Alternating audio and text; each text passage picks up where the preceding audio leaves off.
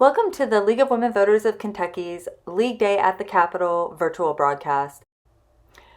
To help you have all of the advocacy information you need right at your fingertips, we have an app called Outreach Circle, and you can scan this QR code with your phone using your phone's camera. If you have an Apple phone, you may need to use Google Lens or another QR code reader if you have an Android phone. Today we're going to be using this app to give you all of the resources that you'll need to be able to talk with your legislators about this issue.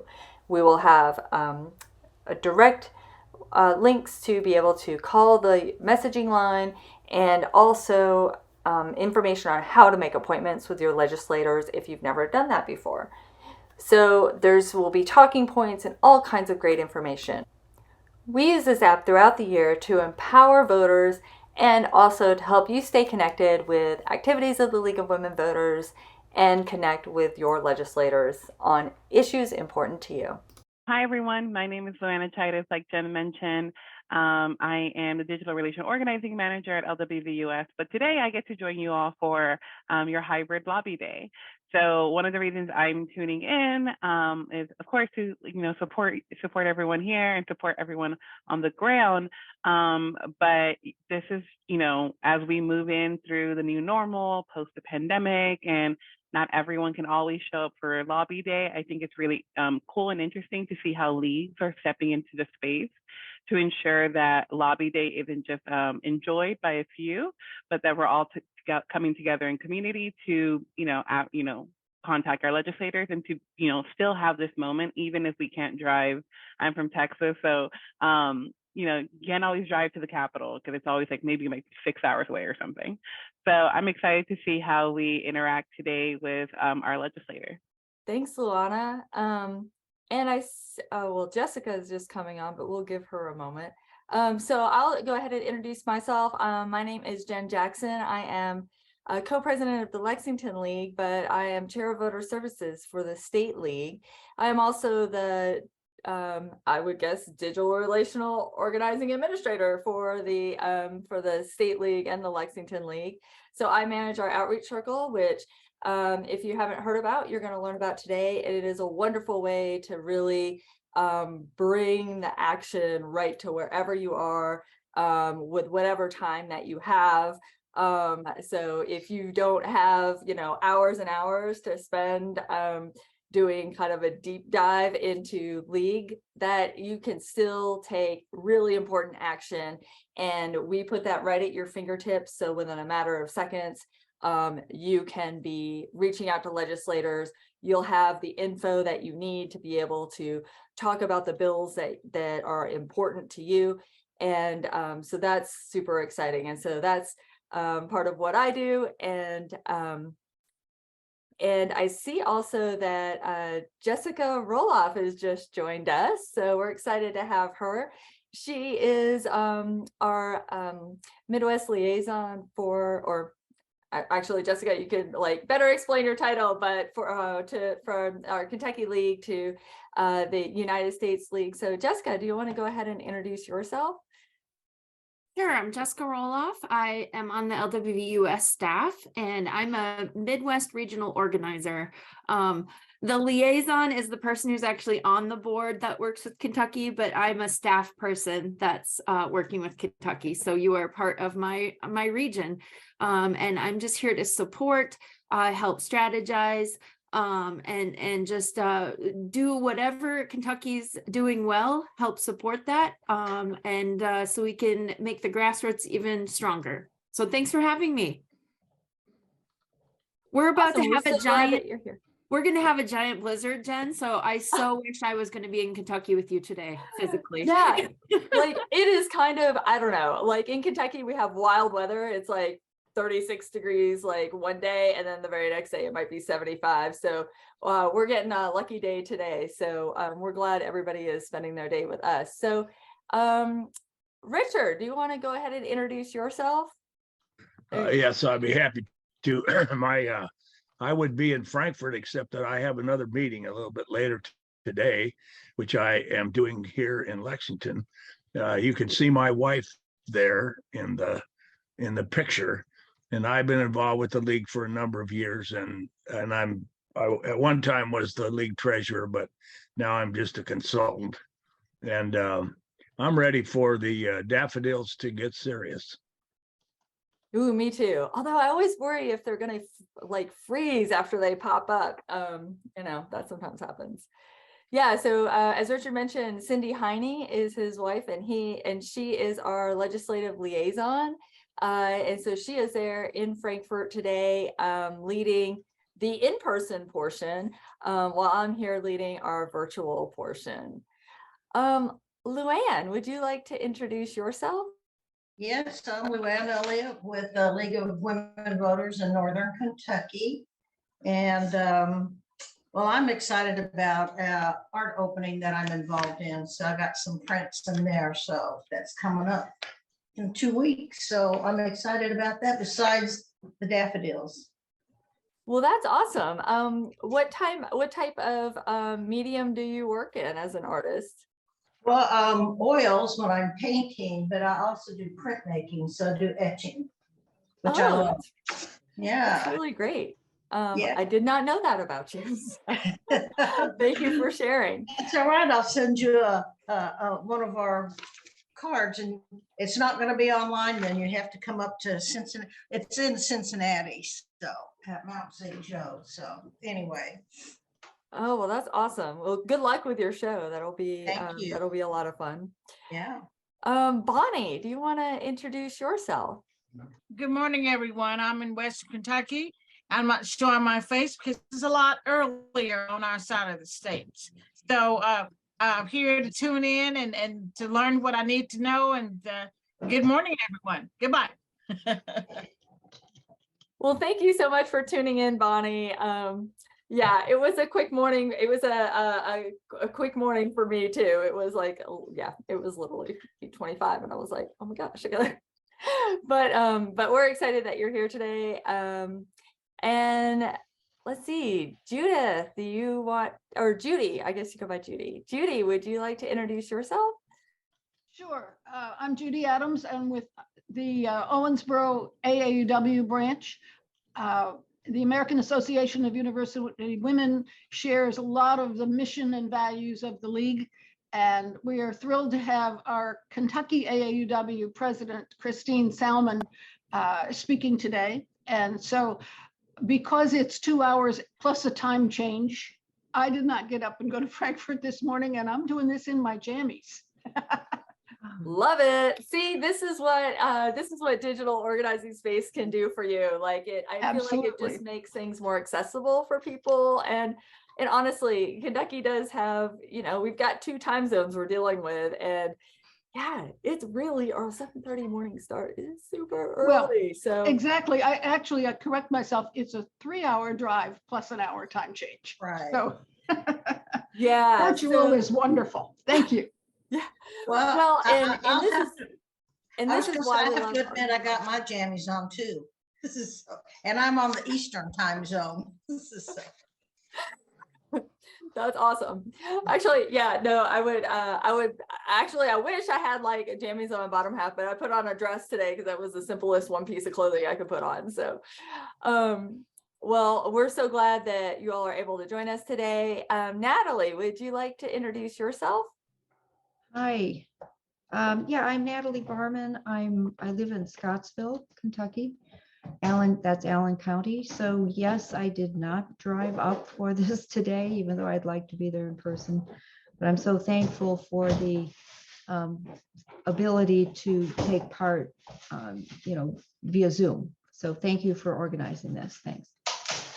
Awesome. We're so glad you're here. And I heard from a little birdie that you may be working on the outreach circle for the Southern Kentucky League. Is that yes. Right? Here, wait. I'll let you see me. Good morning. Yes. For those of you who don't know, I know some of you here know this, but that we have started a league down here in Southern Kentucky. Yay. And I'm going to be working with Outreach Circle and membership right now. We had our second meeting last night. So That's awesome. I heard it was a long one. Well, the actual business part was an hour, but then a few of us stayed on to talk about, what we have to do. There's an awful lot we have to do to get organized and really get started. So we're Well, just, that's we're great. just babies here. We're just getting started. Well, everybody's got to start somewhere. And so I love this new growth in Kentucky. We also had, the Northern Kentucky League is also relatively new. They just got started. How long ago was that? Like a year and a half, 2 years ago? About 2 years, I think. Yeah. Yeah. So like born in the pandemic, like the hardest time to really like start a league, and Northern Kentucky is doing it. So welcome to both our Northern Kentucky and Southern Kentucky members. I'm so glad that you're here. And I believe that Lisa is from Bowling Green, but she's just listening in this morning. Lisa, if you do want to unmute yourself. I can say hi. I'm just getting ready for a doctor's appointment, but yes, I am. I also attended the meeting, although I didn't realize there was a bigger meeting after the meeting last night. But yeah, I've been an at-large member for a couple of years now of the league, and I'm happy to be here. Really, really appreciative of you, Jen. I've only met you virtually, but anyway, thanks everybody for being here. And I'm just going to listen from here on out. Well, thank you so much for introducing yourself. We're so glad that you could be here. And this is one of the great things that the pandemic actually forced our league to do, was to really visit this virtual space. And I think it's really helped us in like making better connections between people who are doing work all over the state, and us being able to share resources and ideas, and just enjoy this virtual space together. And I know that sometimes, people get a little tired of Zoom, and, but it's interesting. I've been on kind of Zoom. I've been on Zoom lockdown. I've been on pandemic lockdown for 3 years now. And, there's a lot of people that I work with at the league that I have never met in person. And, Luana, I consider, she's not just a league, a national league figure. Like I consider her a friend.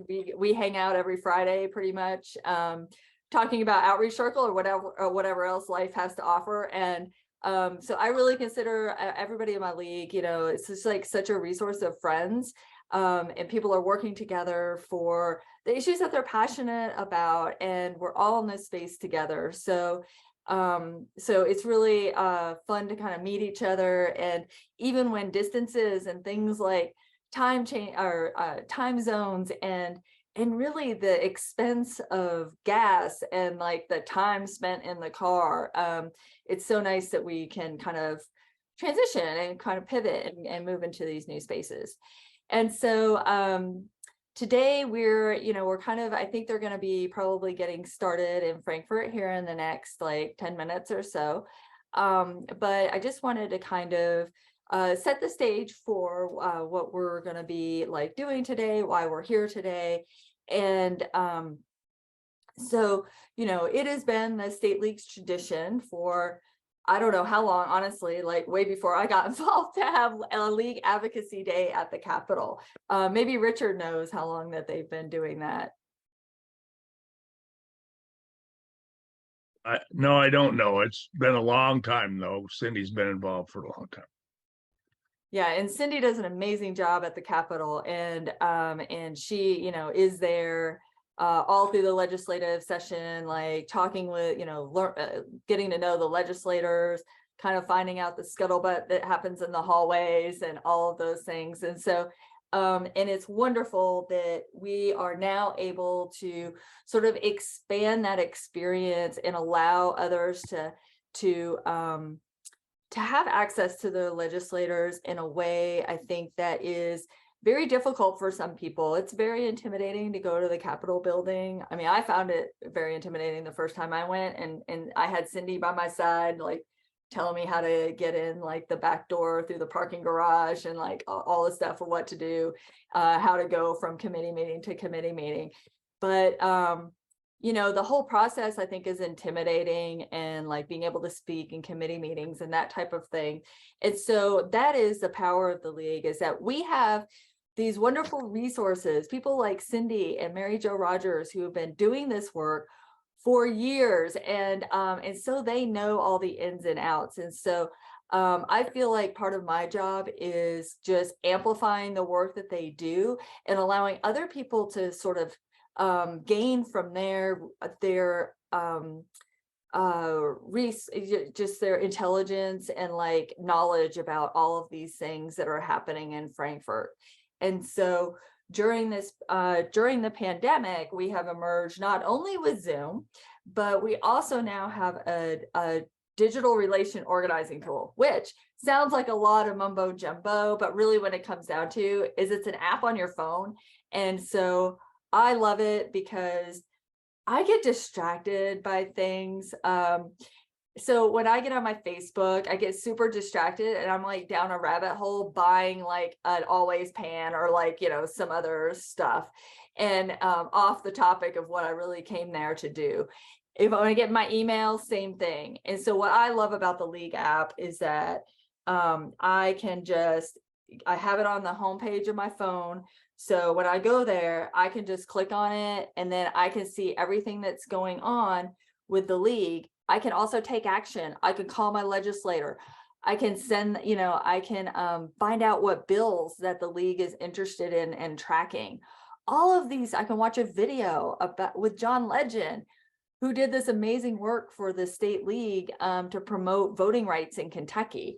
And for those of you all who may not know who John Legend is, he's like a famous musician and has national notoriety, and bringing his fame to elevate this level of voting rights restoration here in Kentucky. So anyway, this is just a kind of a few of the things. You know, one of the other things I really love is that there's a link here where you can watch what's actually happening on the legislative floor. So, you know, I think it also helps cut through some of the other people's interpretations when you're able to watch the proceedings yourself and actually see what's being said and what's being discussed and how things are kind of going down. And so reducing the distance between the Capitol and your daily life is really what this app is all about. And so we're excited to kind of share with you how to use that app. And the great thing is that it's actually the people who are in Frankfurt are also going to be using this app to enhance their experience. We were able to send out some notifications this morning that there was a change, there was some additional door was open, so it would reduce waiting lines to get into the Capitol. And so I'm really excited for those of you who are involved with the Northern Kentucky League, the Southern Kentucky League, you know, and we're really hoping Hopkinsville will get an outreach circle too. But there's really a lot of power, and I find that even as a new league, even if you don't have like, you know, it's great to have a website and it's great, you know, to have all of these things. But if you're just new and starting out, you really need volunteers and you need people to kind of like get in on the action. And this app makes it just so much easier. And you don't have to have somebody with like, who knows how to do all of the special like website stuff that can be a lot to manage. So it's really, the interface is really like straightforward for administrators. And so I love it. And I personally use it for myself. Like this morning, I was like, what is this? What is this action that we need to be like? What is this bill that we need to do? And I was like, oh yeah, I'm not going to dig through my email. I'm just going to look at my outreach circle and find it really quickly.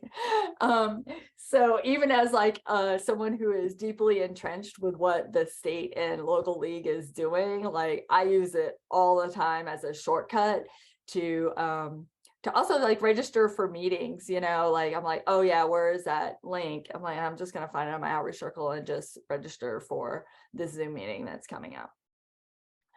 So anyway, do you all have any questions? They're probably going to be getting started here very soon.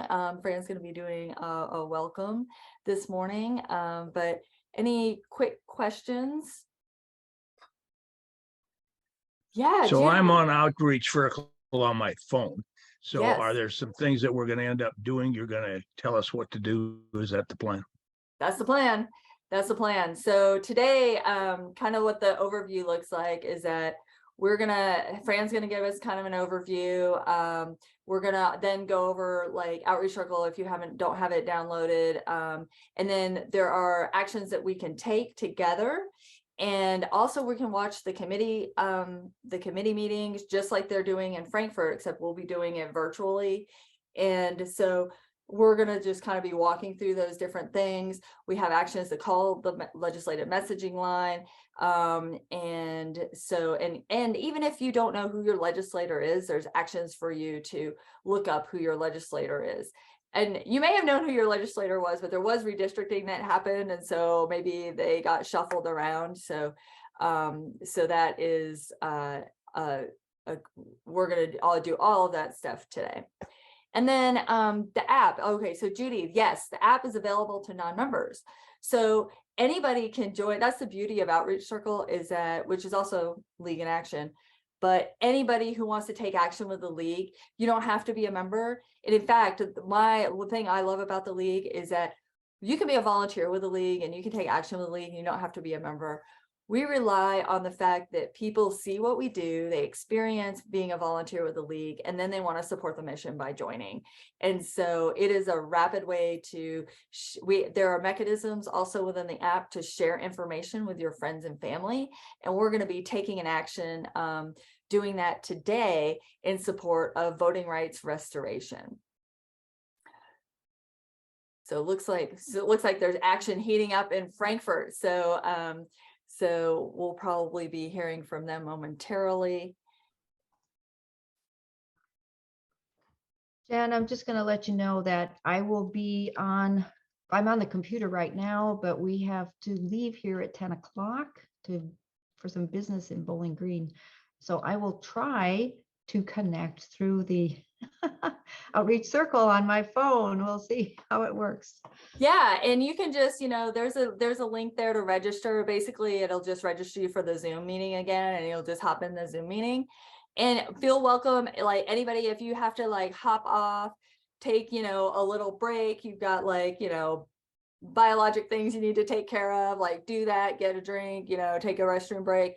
Go to your doctor's appointment, whatever. That's the beauty of this virtual space. You can hop in and out. I will be here. I might even have to take a break at some point. Luana will be here. She's my co-host. So you are more than welcome to do that. We welcome you. We'll just keep an eye on who's in the waiting room and let you back in when you come back. So we really appreciate you taking this time to be with us, even though you've got a doctor's appointment this morning.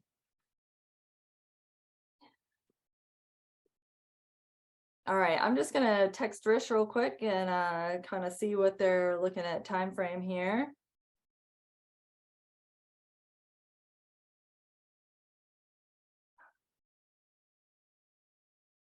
And I'll just flag, as Jen's texting Rish, that even if you're not in this virtual space, those actions are live all day.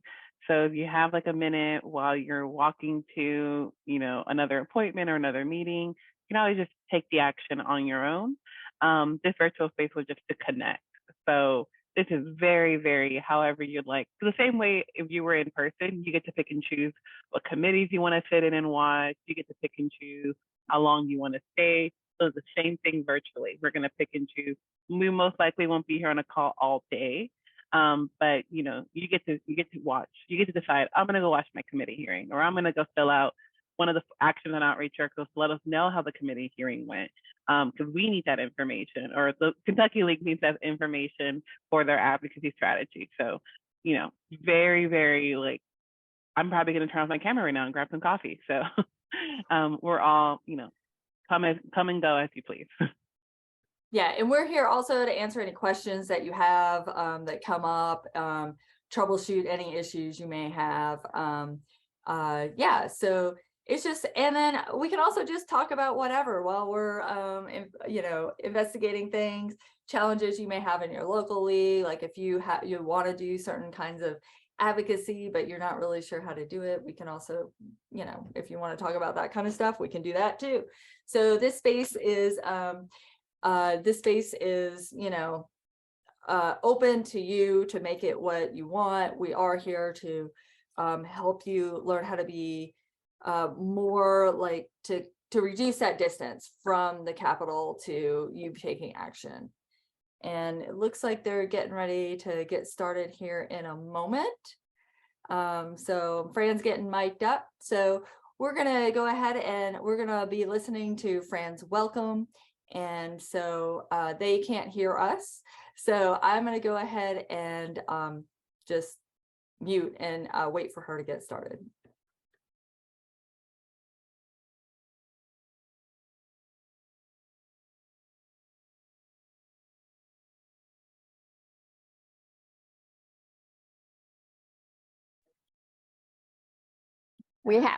Say a word to Jen.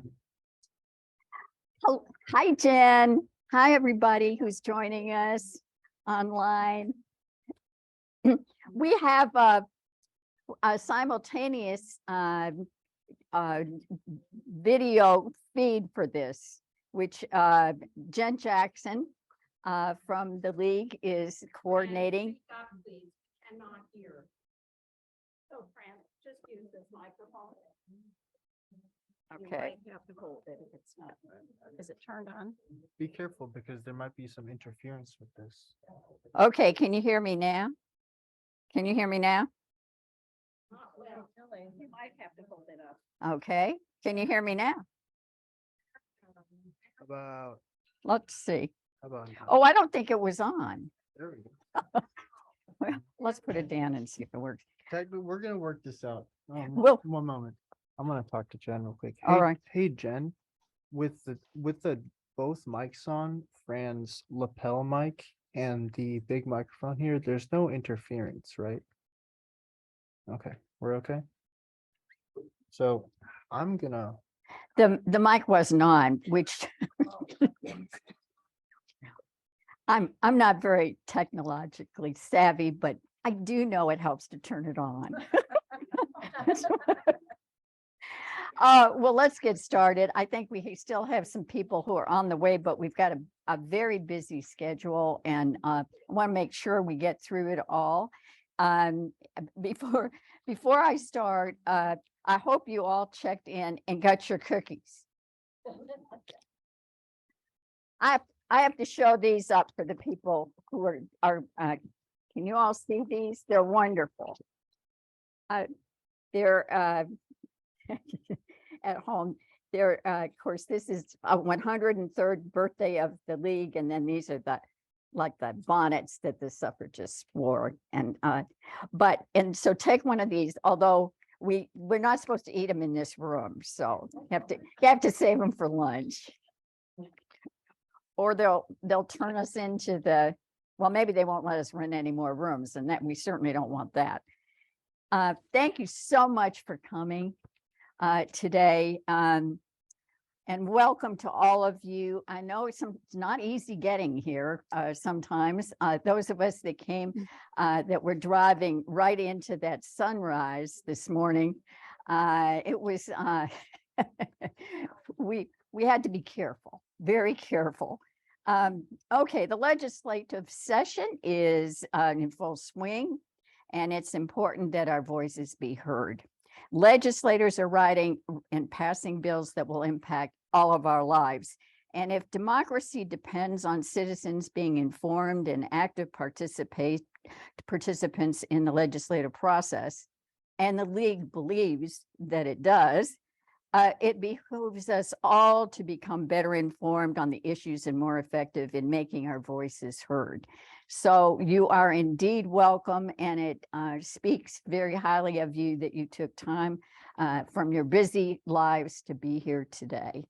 And we're going to be talking today a lot about how to better be informed and how to be more effective in making our voices heard. And we've got a lot of speakers that are going to help us do that.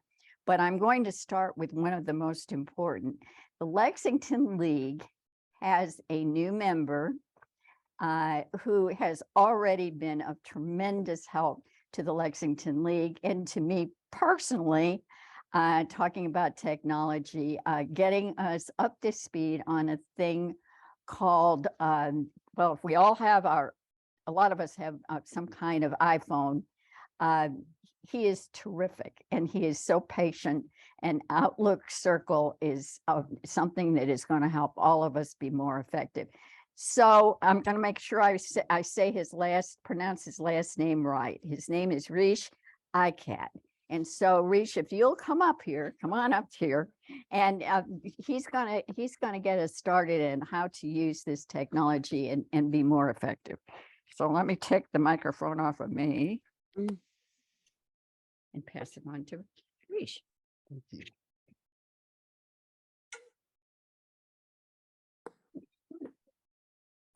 Good morning, everyone. Can you hear me? Can you hear me now? No, you might have to hold it up. Okay. All right. I think this will be a little bit better. Good morning, everyone in person. Good morning, virtual viewers and league members. My name is Rish Ikat, just like Fran said. And just could we take a moment to give a round of applause to Fran for a wonderful welcome. Something Fran said is very important. We need to be active participants in democracy and the legislative process. And that is why I'm here today, to help us be active participants. How many of you have heard of the application Outreach Circle? That's a fair number of you. How many of you have downloaded it and perused it and become active users? That's great. I'm great to see that there's a great proportion of you who have heard of the app and are using it, because it's going to be very important to what we do today. So Outreach Circle is our platform. It is the league's platform that we want to use in the future so that things can become more streamlined and collectivized. So using Outreach Circle today, there are some really important things we can do. Number one, we want to make sure that when we're using the app, we're all a part of the LWV Kentucky group. That is where most of today's Senate committee actions and feedback actions are going to be.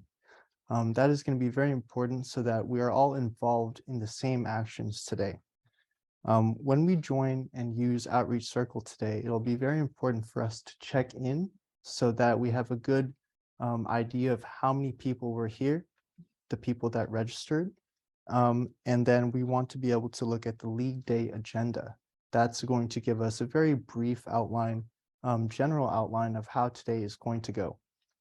And so that is pretty much it on my end. I'm going to pass it on to Miss Cindy Heine, and she's going to talk about some of the more important actions. And just really quick, if you don't know where something is on Outreach Circle, just scroll. You will find it. It is there. Are they hearing okay? Okay. Good morning, everyone. Good morning. Okay, so I too would like to welcome you to League Day. This is always a fun day, and we're glad that all of you are here. This is going to be kind of a flexible day. You will find in Outreach Circle, by the way, good morning to our home audience. You will find in Outreach Circle the agenda for the day, so you can look through that. I've also, for those of you who don't have it, we will find it in your packets. What we are encouraging you to do is go to committee meetings and see legislators. And we'd love it if you would report back to us. And there's a place in Outreach Circle where you can report back. There's also information in your packet. If you want to write that down and leave it with us today, that would be fine too. Let me do a couple of housekeeping things. Restrooms in this building are, you probably came in, you didn't come by them when you came in, but if you go back out to the center of the building, the way you came down the hallway and take a left and head down toward the doors that you would go outside, those are the restrooms. And if you go that same way and down the steps, or take the elevator as you go a little further, you can get down to the first floor and the cafeteria. We will be in this room until a little after 11. And then we want to try to get a group picture if we can out. We'd like to do it outside in front of the Capitol. So we're crossing our fingers that that works. If there's anybody, one of the problems we had today is our friend Luana Chares, who is from the National League and who was going to do what Rish has stepped in to do, could not get her in last night. Her flight just got canceled. So she is not here. I think she's online though. Yeah, there she is. I see her online. She was going to welcome us and help us, and we're sorry she's not here. But forgotten where I was going with that. Anyway, welcome, Luana. Anyway, so help yourselves. She was going to organize our photography, our photo op. So if somebody else wants to help organize our photo op and take pictures, that would be wonderful. Feel free to just start doing that. If you need to step out of here to go to a meeting or want to go to one of the committee meetings, feel free. Just feel free to come and go. But we'll be here until 11:15 or so.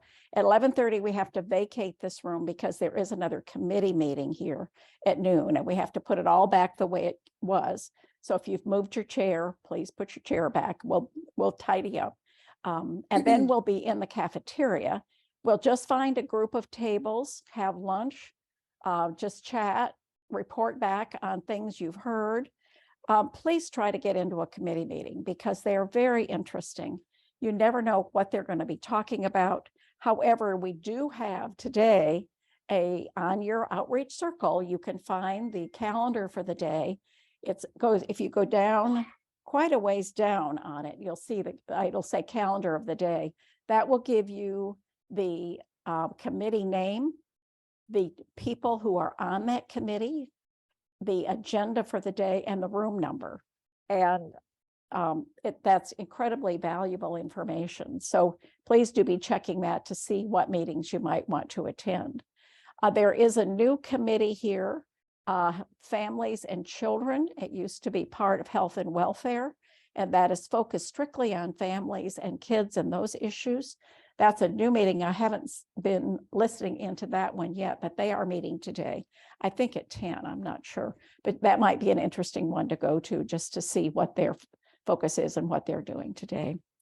I don't think there are any other housekeeping chores, but that's the way the day is going to go.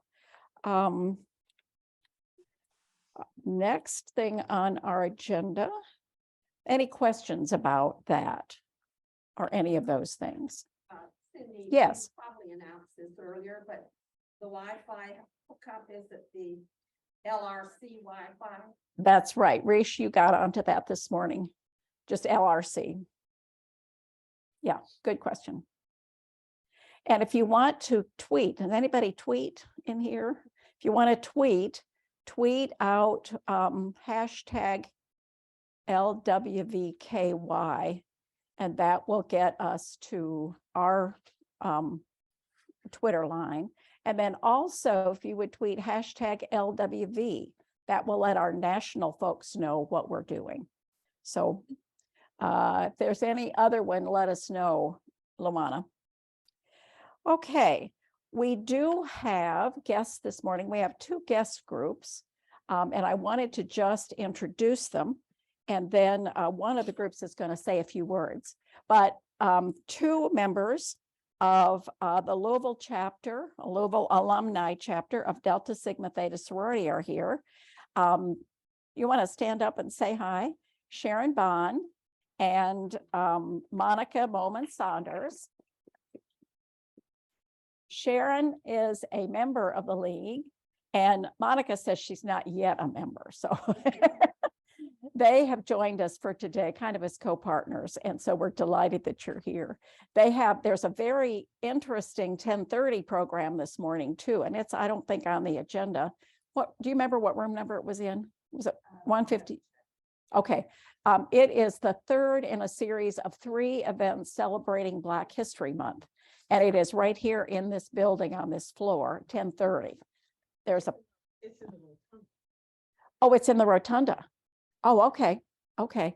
I saw a schedule at some point that had it over here, so you might double check. Okay, all right.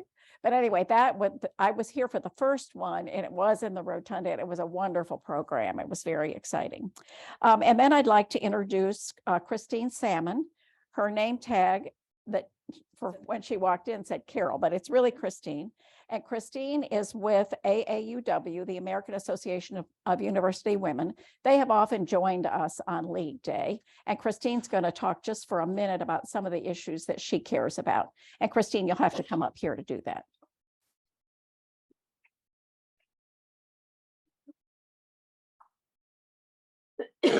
If you can find a place to I'm put going it. to put it on your sash. See if that works. And you might have to. I'll pull myself. I'll step back too far, so I've lost myself here. And you just need to be sure to say hi to our audience online. Get higher. I didn't wear a proper thing for a lavalier today, and I'm covered in sashes and name tags and buttons. So, okay, are you okay? Okay, good morning, everyone in the room and online. Thank you all for joining us. I am Christine Salmon. I am the president of the Kentucky branch of the American Association of University Women, AAUW. So you'll hear AAUW a lot. I'd like to thank the League of Women Voters for this opportunity to speak to you about AAUW. What our mission is, what we do, and what we care about, and what we're doing here in Kentucky as well. As you see from my sash, we do share the mission of voting rights and the importance of women being able to vote. This is a sash that our Owensboro branch put together in 2020 to celebrate the 100th year of the 19th Amendment. So I have a few others if anyone wants to talk to me afterwards and wear it. It doesn't say AAUW on it, so League of Women Voters, you can wear it too. I will tell you that my grandmother was a very active participant, as you all say, in the League of Women Voters back in Texas. And so I understand there's a new branch opening up a little closer to Owensboro, so I probably am going to have to join that now. So oops, I went a little too. AAUW empowers women, and we've been doing this since 1888, which is the year of our founding. We have more than 170,000 members worldwide, and we're in every state, the District of Columbia, Guam, Puerto Rico, and the District of Columbia. So we are all over. In Kentucky, we are more than 100 strong here. We have 7 branches across the Commonwealth, including the one in this area, Frankfort, Versailles, Lexington, Danville. They cover a lot of area, and we're very blessed to have them. They're one of our really active groups here. Our earliest branch was in Louisville, and it was founded in 1918. So that was even before women received the right to vote. The Kentucky State Organization, we've been around since 1930. So here in Kentucky, we have a really long history of supporting and empowering women. We are a powerful voice for women and girls on the issues of gender equity. Our work falls under 3 important categories: education, economic and workplace security, and leadership. We fight for equity in schools and colleges, including gender tracking, the STEM gap, and Title IX issues. We fight for equity in the workplace, and we build security, including paycheck fairness and sexual harassment. We build a pipeline of leaders from schools to colleges to the workplace and into retirement. So we build strong women who are ready to take on the barriers and challenges that they face at every stage of their life. We support issues that are of import right now. Gender rights is extremely important to us. We support the civil rights of all individuals and oppose all forms of discrimination, including discrimination based on gender identity and sexual orientation. We advocate freedom and definition of self and family, including the protection from discrimination and a guarantee of civil rights for all family structures. This includes those who identify as LGBTQ+, and no one should be denied the full range of civil rights and liberties due to their sexual orientation or gender identity. These rights and liberties include freedom from discrimination in schools and the workplace, the guarantee of spousal and partner benefits, including the ability to care for dependent children, and the ability to serve our country in uniform, among others. We urge you to speak to your legislators today. Express your support not only for gender and reproductive rights, but for the issues that AAUW and the League have fought for more than a century, that right to vote and to have fairness in that right. Let me just leave you with this reminder. The Equal Rights Amendment, the ERA, has not yet been passed by the Senate, the US Senate. The 14th Amendment of the Constitution does explicitly state that men are guaranteed equality under the law, but it is silent about women. The advancement of women's equality continues incrementally. We have patchwork laws and court decisions, but our equality under the law is illusory. Did you know that the ERA was first introduced in Congress in 1923? It was reintroduced every year until 1972 when it was passed. By the time final ratification deadline passed in 1982, 35 states had ratified, but we were 3 states short of what we needed to have the bill pass. Between 2017 and 2020, though, 3 states did ratify the ERA. In March 2021, the House of Representatives voted with bipartisan support to pass the resolution. It's now resting in the Senate, needs passage in the Senate. So the Equal Rights Amendment would provide once and for all the constitutional guarantee that all men and women are truly equal under the law and that these rights cannot be abridged. That's a summary of the actual amendment itself. We urge you to talk with your senators, your US senators, and encourage them, demand actually, that they pass and support the ratification of the ERA. Thank you very much. Thank you, everyone online. Doesn't have a very long cord. It's pretty long, actually. Oh, it's all caught up somewhere. Yeah. All right. I Thank just you. moved too much. Thank you for reading. Thank you. Thank you, Cindy. Okay. Thank you, Rish. If you don't mind mentioning the feedback forms. Oh, okay.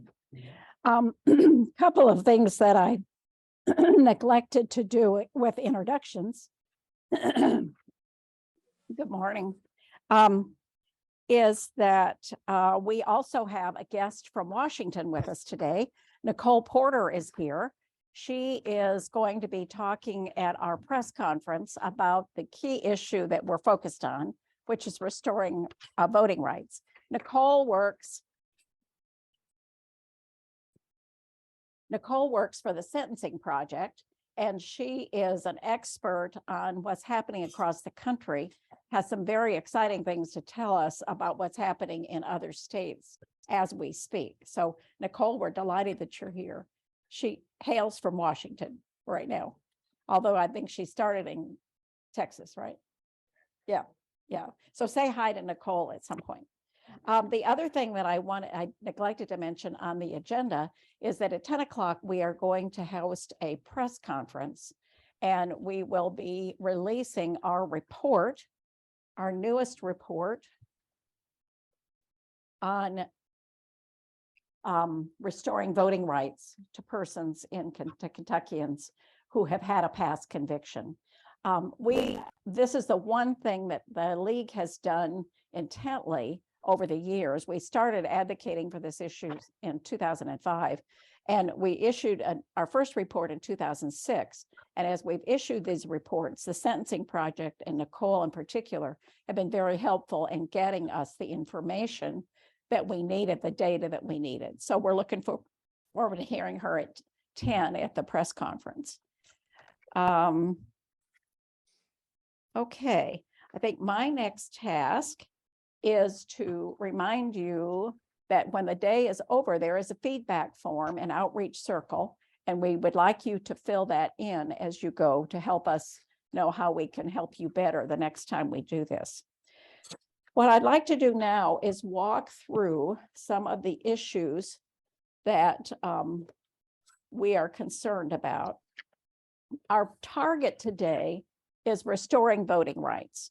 And we want you, as you're talking to legislators, to be sure to advocate for Senate Bill 164. That bill was just filed last Friday. And we are very pleased because it was filed by a senator, who, Brandon Storm, who is from London, who is a Republican. This is an issue that has long been supported by Democrats, but the Republicans have been a little resistant and slow to come along.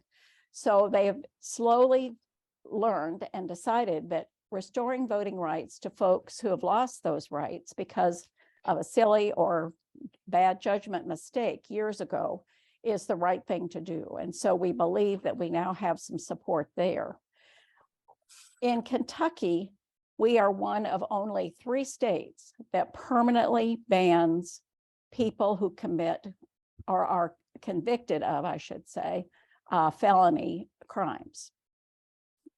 One of only 3. We need to get out of that status and change that. 161,500 people in Kentucky can no longer vote because they made a mistake years ago. Many of us League women who have, or men who have registered voters over the years, remember people walking by and you'd say, "Are you registered to vote?" And they kind of shamedly walk away and say, "I can't." And you generally understood that they had a conviction and they were prohibited from voting. Well, now with the governor's executive order that he issued right after he was elected in December of 2019, those people with a nonviolent felony can register and vote. However, many of those people don't know they're eligible because there's been no concerted effort to reach out to them except for organizations like the League of Women Voters and the Voting Rights Coalition, which I know a number of you are engaged in. That's an organization of well over 30 groups who are concerned about this issue. We are a part of that. We've been working with them over the last several years to get this injustice changed.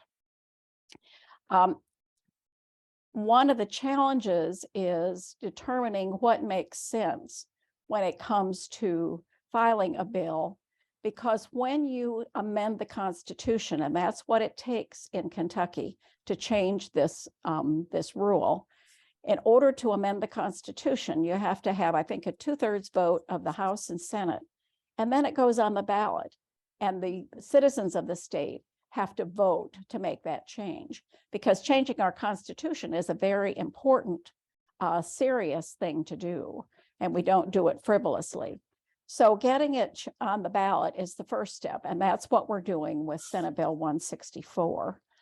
That bill would automatically restore voting rights to persons with felony convictions, except for those who've committed bribery in an election, voter fraud, or treason.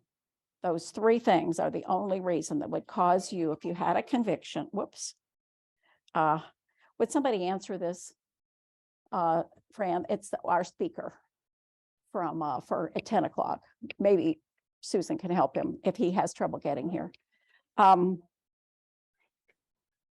So those are the only 3 reasons that you would lose your right to vote automatically. Once you completed your imprisonment, probation, and parole, you would be allowed to register and vote. And the one thing about this bill that really pleases us that we would, or I was not expecting, is that it does exclude fines, restitution, and fees. So people do not have to complete those monetary requirements of the court in order to get their right to vote back. That's really important because it can take years for people to get those things taken care of. So that bill is a good bill. Now, we're hoping that a perfect bill comes along. We're trying to get one filed that would actually not let anybody lose their right to vote if in fact they committed a felony. That bill has no chance of passing, but you may end up seeing a bill before the filing deadline that does actually that. So we'll see if that actually gets filed, but we're hopeful for that. So that's the bill that we'd like to have passed. 68%, we just did a new Mason-Dixon poll in January, and 68% of the people in Kentucky who were polled, and it was a broad spectrum, Democrats, Republicans, all ages, all areas of the state, believe that if somebody has lost their right to vote, they deserve a second chance, and they should get that right to vote back. So we're pleased at that. That number increases every time we do it. It increased just 1% this time, but over the years as we've done these polls, it has increased. So we're very pleased to know that the people of the state believe that this is an important thing to do. So that's our primary bill. You have in your packets a leave behind if you go talk to a legislator. And that, I'm sorry, I didn't color code these. That is just a, well, I don't see it. It's just a, it's got the league logo at the top, and we have extras if you need them. Oh, here. It looks like this. It's got voting rights restoration. That's talking points for you to use, but it's also something you could leave behind with a legislator. And we do have extras of these if you need them. Okay, so we've got some folks from the press conference.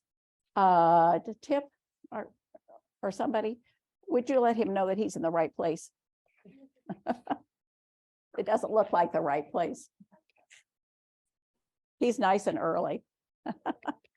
Okay, so what I'd like to do is walk through, and on Outreach Circle, you should have a League Day key bills and talking points.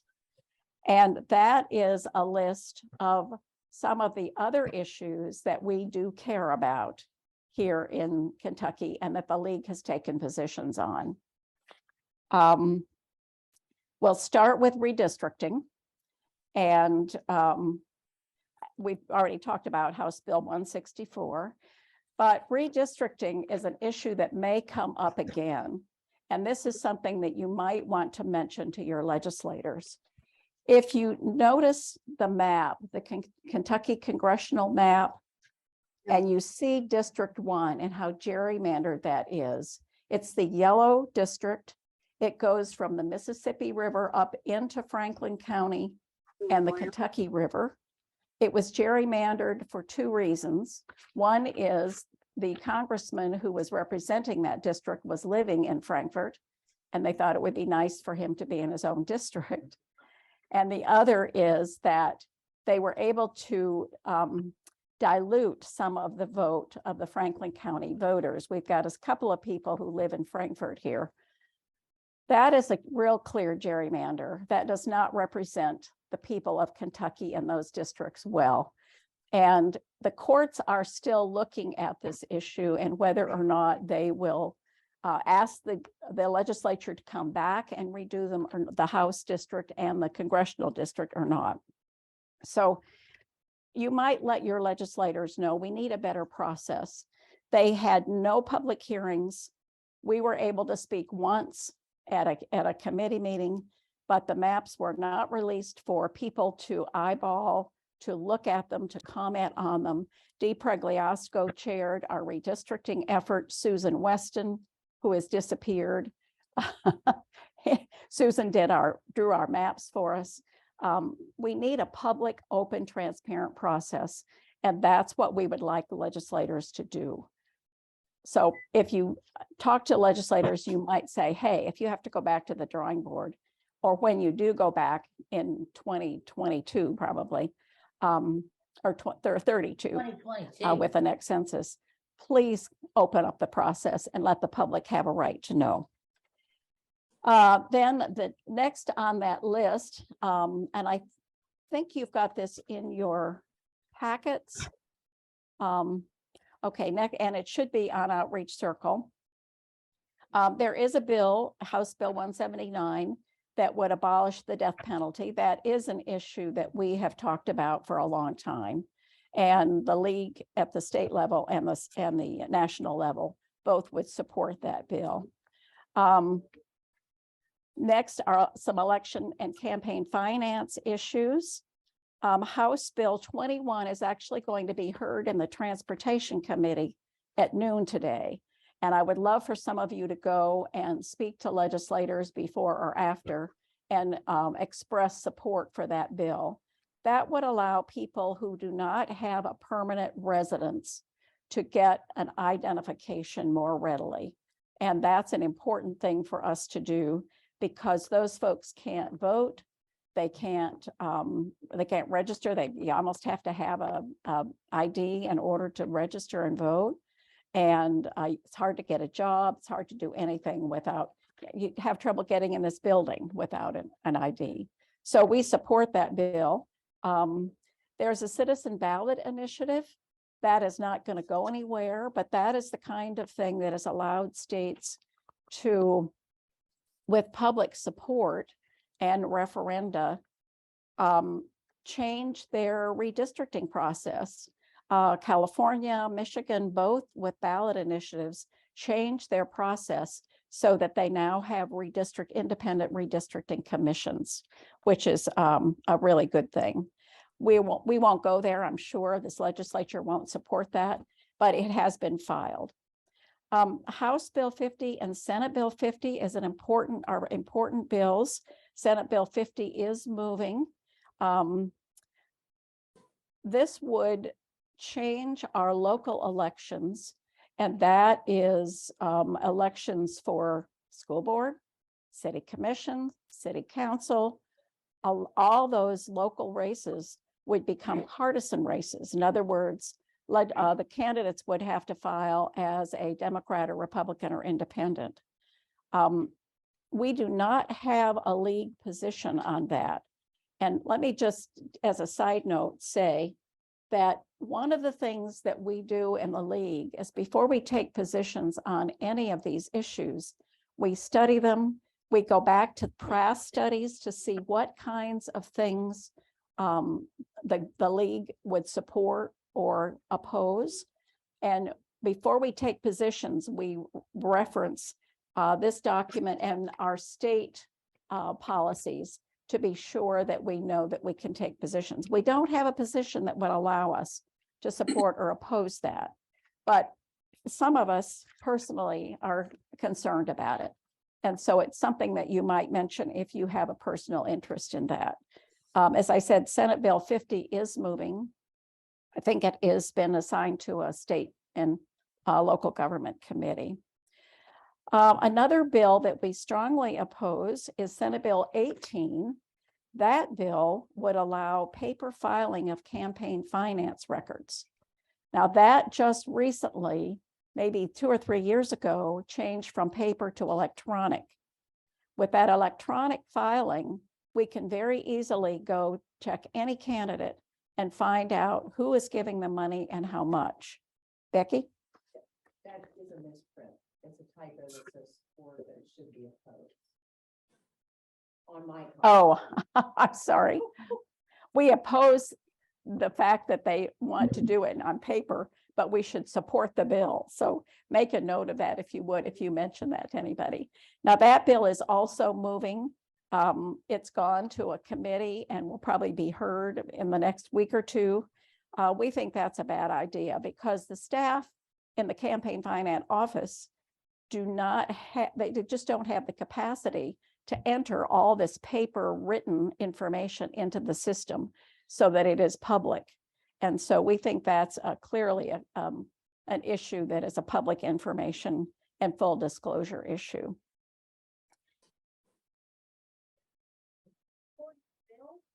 We are supporting the bill. I mean, we're opposing the bill. Strong oppose. Oh, I'm sorry. We strongly oppose that bill. We do not want them to go back to paper filing. Then another interesting bill is Senate Bill 61, ranked choice voting. That is another issue that Kentucky League does not have a position on, but it's something we're probably going to be studying because we think it's a really interesting issue. This particular bill would only have ranked choice voting for general election candidates, not for the primary elections. I'm familiar with it being used in primaries. So one of the things we want to do is study that issue. So be aware and be in tune to the fact that we're going to be doing a study. You're going to want to get involved in it. That will be set up probably at our annual meeting, and we'll provide literature, information, and that kind of thing so that we can learn more about it and then discuss it and come to some conclusions. Next on the list is a group of education bills. One bill that we strongly oppose is House Bill 174. That would allow, that's another one that would be an amendment to the Constitution. Very important issue, and we need to be very serious about it. This would put an amendment on the ballot that would allow public tax dollars to be spent for private schools. And our position has been that public dollars should go to public schools. That also, we don't know if that's going to move or not. One of the interesting things that we've learned about the session this year is that the leadership in the Senate and the House are both saying that they are not going to pass any amendments to the Constitution this year, this session. And so we are not sure where, Kai, come on in. We're not sure where that's going to go, but we anticipate that they won't be doing that. So we are, we'll be watching that pretty closely. Because the citizens of the state voted against the two amendments that were on the ballot last fall, they are a little gun shy about constitutional amendments. And so they've said they're not going to pass any amendments. Now that means our bill too, our Senate Bill 164 would be an amendment to the Constitution. So we have a feeling that that may not get passed, but we'll see about House Bill 174. And then one of the other issues is expanding preschool and kindergarten. We do support those issues, and we do support the Crown Act. And that is actually one of those bills is moving. The Crown Act would prohibit school discipline for hairstyles historically associated with race. And we believe that schools should not discriminate. That bill has been filed a number of times, but it looks like it may get some traction this time. Our media friends are arriving, and so I think we will pause. When the press conference is over, we will reconvene and get back to our agenda and our list. And so we'll just adjourn for a second, or not adjourn, what's the word? Recess. Recess, thank you. I should know that off the top of my head. All right, so take a break, stand up, stretch, and we'll get ready to move on. And those of you have in your packets, and I think it's also on Outreach Circle, you have the agenda for the press conference. Oh, did I have that off? Right, just for the second half. Okay. All right. All right.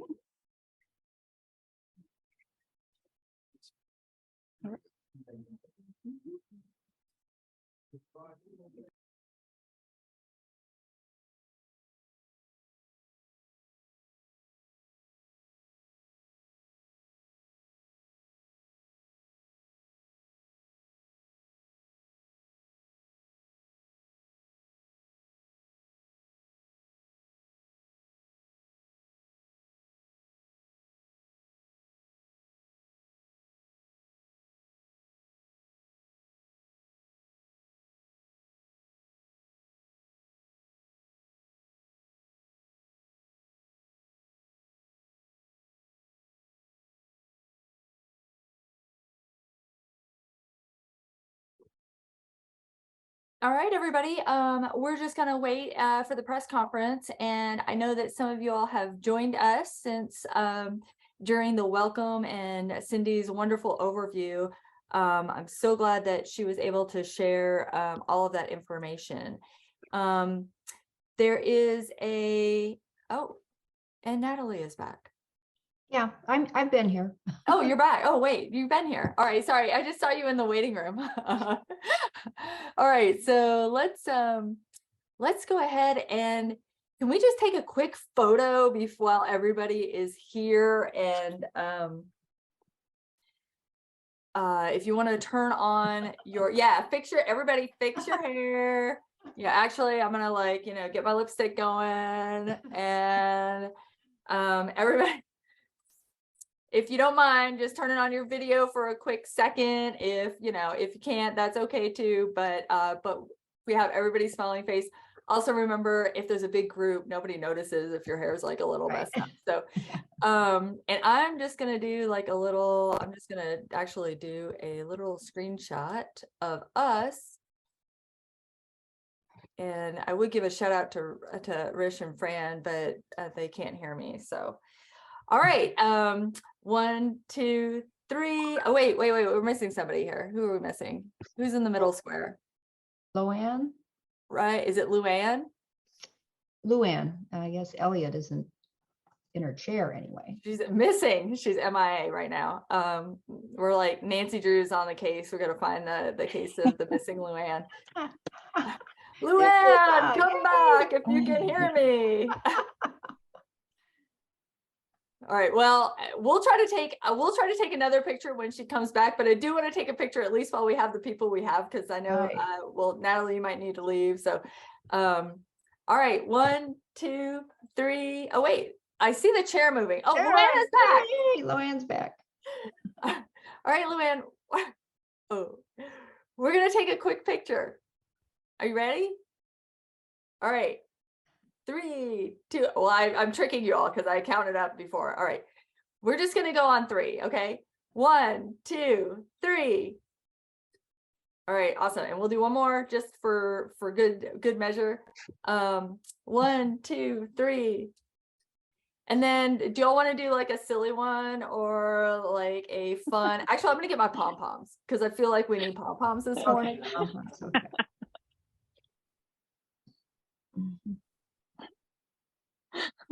There we go. I love my league pom-poms. They're like the best. Okay. So I'm just gonna have to hold them up here because I gotta operate the computer at the same time. Okay, so y'all can do like peace sign or wave or whatever. Okay, and we're gonna do it on 3. 1, 2, 3. Oh, whoops. I probably had crazy face. Let's do one more. 1, 2, 3. Okay, awesome. All right, thanks for bearing with my photo shoot. If I was my sister, we would be here taking another 50 shots. So you got lucky that you only had to do 4. So that'll be fun. Jen, should I register on Outreach Circle too? Sure. Yeah. Well, the problem is it says that want a meeting passcode. I have no idea what that is. Oh, you mean register for the virtual? Is that what you're asking about? You don't need to do that because you're already here. It literally just takes you to the Zoom. But maybe right, so I don't need to do that. You already know I'm here, so I don't have to do that. Yeah, you don't have to do that. Yeah. All right. If you're already here, you're here. And then Meryl, do you have a question? I think you're muted. No, you're muted if you're speaking. Yeah, you're still muted. I'm gonna ask you to unmute there. Oh, there you go. Here I am. No, I just didn't know if I had to do something different to be included in the picture. But it doesn't matter now. Oh, you were in. Were you not ready? She was in the photo. No, I just thought I had heard to do something different that I didn't know what to do. Thank you so much for clarity. Okay, well, awesome. I'm so glad you're here, Meryl. I am long time no see. So so I'm also super excited. So Meryl's from Bell County. So we have a league in Bell County. Yay! And you know, actually now this like outreach circle might be a wonderful thing for your league because it may allow better like communication and stuff. Also call me. I want to talk to you about your league email. So, and get you set up with your league email so we can communicate. And all right, so that was, I'm looking forward to this press conference we're going to have here in a few minutes. Richard brought up an interesting thing that there is on Senate Bill 18 that the form says that that it's the opposite of what we should be doing. So I'm going to try and fix that. Richard, do you want to mention what Senate Bill 18 is about and why? Well, she talked about Senate Bill 18, and the issue was filing, paper filing of the reports. And the problem there is that then nobody gets to see them. They want to move from electronic to paper, and the league strongly opposes that. But in the notes that you have that I saw, it actually says strongly support, and that is just absolutely not true. We strongly oppose it because the idea is they want to go back to paper, which means that nobody will ever know what's going on because they don't have enough staff to enter it. And fun fact, everybody, the only way that we were able to do Vote 411, which is our online voter guide, and reach candidates was using that information that they submitted for their campaign finance. And we had 18 volunteers copying and pasting email addresses from that database to be able to populate our Vote 411 voter guide, which, as you know, is really popular. People love it because they can just go there and find the, you know, where their candidates have answered questions that people are interested about and do their short list for who they're going to vote for in the election. And so that would really, I think that really undermines transparency by this simple tweak of having it done by paper, because it also will inhibit us from being able to get voting information into the hands of voters. So it may seem like a simple thing. And I mean, I would argue if you can't handle like submitting an online form for running for office, that maybe you're not familiar enough with technology to like be able to find stuff. But anyway, that's also been the argument. And as it is, even with their submitting their information online, we often see that people are using other people's emails to submit their campaign finance information. And so if anything, we should be making that requirement stricter, or maybe not stricter, but just make it more like required, like you need to submit with your actual email or people can actually contact you, because that is the underpinnings of transparency in our democracy. So I will try to update that and actually probably during the press conference while we have a few minutes, and make sure that that information is correct. So I will also highlight, this is one of the wonderful things about our outreach circle is that you all are going to be in the know and have the correct information on your outreach circle. People in person will also get it on their outreach circle once we get it updated, but their paper copy will still have the outdated information on it. So it kind of allows us to be more flexible and nimble in how we are communicating with people. So that's also a big benefit.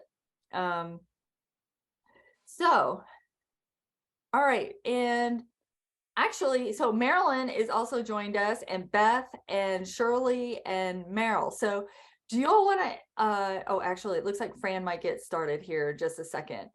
When we come back from the press conference, I want you all to be able to introduce yourselves quickly and go from there. But I don't know. I'd hate to have one of y'all start introducing yourselves and then get totally cut off because it looks like they're getting started. I will highlight right now that that if you want to look, there is a committee's schedule in your outreach circle, so you can see which committees are coming up. There's also a link there where you can watch the committee hearing on your phone. So if there's committees, you know, they had an education committee that started at 8 a.m., but there are committees that are starting like at 10. Right now is the press conference. We are going to be releasing this report on voting rights restoration, but you also have the option to kind of opt out of this, mute this, and then if you want to watch the committee meetings that we're starting at 10 a.m. So maybe We could. or you could join them. You know, so this is kind of a part of the choose your own adventure.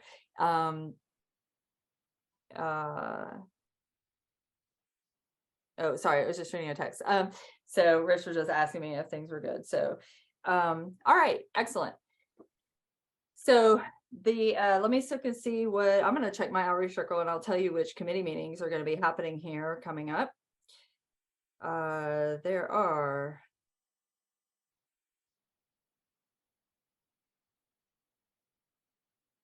Okay.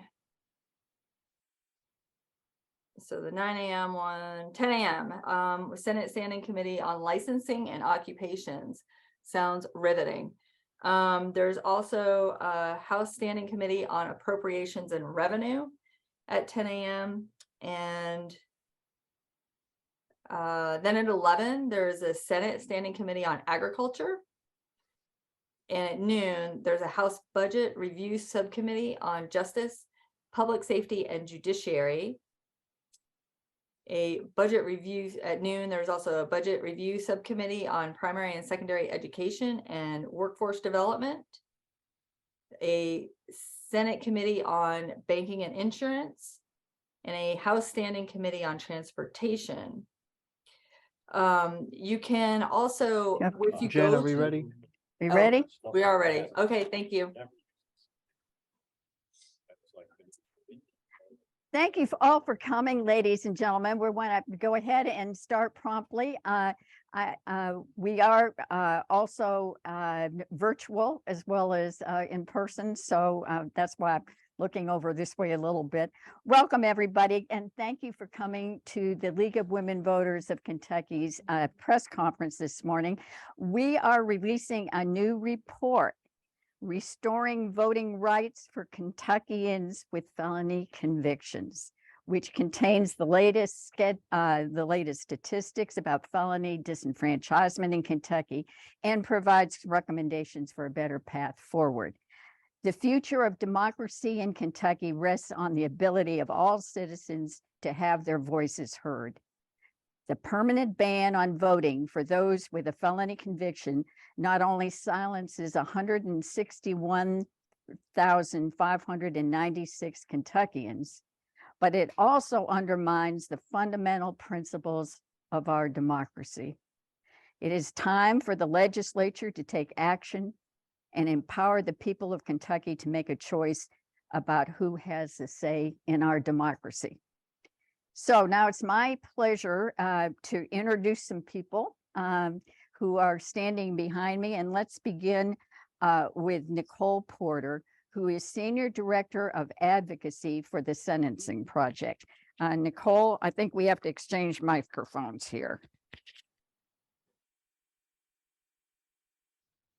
Here, just flip or hold it or clip it, one or the other. I'll hold it. Yeah. All right. Well, good morning, everybody. So my name is Nicole Porter. I'm the Senior Director of Advocacy at the Sentencing Project. And it's an honor to be here in Frankfort with our colleagues with the Kentucky League of Women Voters and their coalition to support restoring voting rights for Kentuckians with felony convictions. You know, Kentucky is among states with the most restrictive policies denying voting rights to its citizens who have completed their felony court sentence. While these are residents who have completed their sentence or are supervised in the community on probation or parole, or incarcerated in prison or jail for a felony conviction, the tens of thousands of justice-impacted residents are also community members, family members, church members, and so much more. Kentucky could join more than half the states, including Florida and Virginia, who have expanded voting rights to citizens with felony convictions in recent years. Nationally, the Sentencing Project published Locked-Out 2022, which found that Kentucky was has one of the highest disenfranchisement rates in the nation. Expanding the franchise is part of a long arc to challenge mass incarceration. And in fact, in 2023, this is the 50th year of the nation's mass incarceration era. In Kentucky, just like in the rest of the country, the number of people disenfranchised has grown with the number of people incarcerated. These policies disproportionately harm Black, Latinx, and Indigenous residents. More than 1 in 10 African-American adults is disenfranchised in Kentucky. The Sentencing Project's report also finds that a range of criminal legal practices, including disproportionate police stops, an excessive rate of drug arrest for Black, Latinx, and Indigenous residents, contribute to the collateral impact of mass incarceration, including the loss of voting rights. The policies do significantly impact Black Kentuckians, but they also significantly impact other communities as well. In fact, the majority of those disenfranchised in Kentucky are white residents. About 1 out of every 28 white Kentuckians is disenfranchised. That's over 120,000 of the persons disenfranchised in the state. And since I'm here supporting the Kentucky League of Women Voters, it would be remiss of me to not acknowledge the number of women who are disenfranchised because of these policies as well. A rough estimate, given the lack of data that's generally available, but a rough estimate of the number of women who are impacted by this policies is over 30,000 of those disenfranchised in Kentucky are estimated to be women. Specifically, about 6,000 of those disenfranchised are estimated to be Black women. So addressing felony disenfranchisement is about guaranteeing a multiracial and all-inclusive coalition to ensure voting rights for everyone, not just about strengthening democracy, but also about strengthening community and safety. Public safety is not only defined by arrest. Civic engagement can also make Kentucky safer. Research shows that people who've been incarcerated are less likely to be convicted again if they return to their communities and can work jobs, pay taxes, and feel connected and invested in the future. This work of the League and other civic organizations in Kentucky and across the nation is moving Kentucky and the nation in the right direction. Just this week, other states are going to be considering rights restoration policies. Today, it's very likely that the Minnesota Senate will vote out a bill reinstating voting rights for over 40,000 residents of that state who are currently disenfranchised because of that state's voting bans on people with felony convictions living in the community on probation and parole. Later this week, I'm going to be joining state partners in Oregon who are advancing legislation to reinstate voting rights for every resident of that state, regardless of their incarceration status. And other states this year, including Virginia, Connecticut, and California, are also considering active measures. I think 2023 is a year where a great deal of voting rights expansions may pass because of a lot of energy and momentum to challenge felony disenfranchisement. And it would be wonderful to include Kentucky among states that are moving to expand and strengthen democracy as opposed to suppress it. So I am grateful to be here, grateful to visiting Kentucky from Washington, D.C. and joining the Kentucky League of Women Voters in supporting the launch of their report today, which is such an important analysis and the number of people who are impacted by the felony disenfranchising laws here in Kentucky. So thank you all for having me. And I look forward to continuing to support the League and all of its work this session.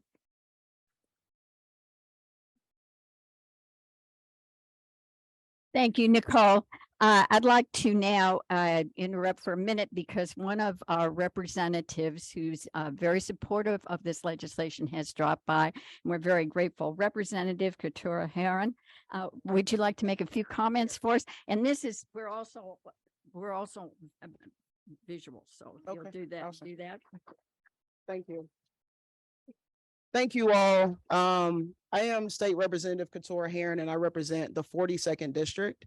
And it's a surreal moment to go from being an advocate, working to restore voting rights for folks in Kentucky to now being a legislator and being able to carry that torch. It's so important that we make sure that folks have their rights back to vote. We have to make sure that people feel whole when they're in community. I believe that having voting rights restored, it's about a dignity, it's about humanity, and it's about letting people know that we see you and we want to hear you. And so I'm going to do everything that I can do in my powers to make sure that we get this across the line. And I look forward to working with all the advocates. And I just want to thank the people who have been doing this work for years. Folks have been fighting for this over 20 plus years here in Kentucky. And I'm just here to now stand in the gap and make sure that we get this work done. Thank you all for being here, and thank you all for the support.